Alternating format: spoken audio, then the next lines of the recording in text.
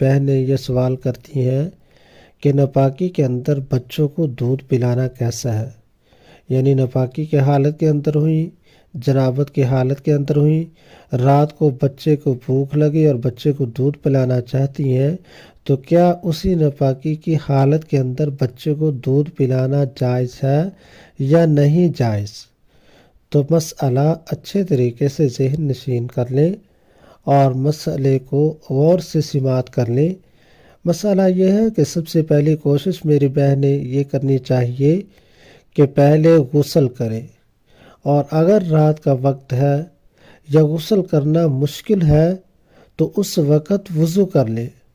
اور وضو کرنے کے بعد آپ بچوں کو دودھ پلا سکتی ہیں،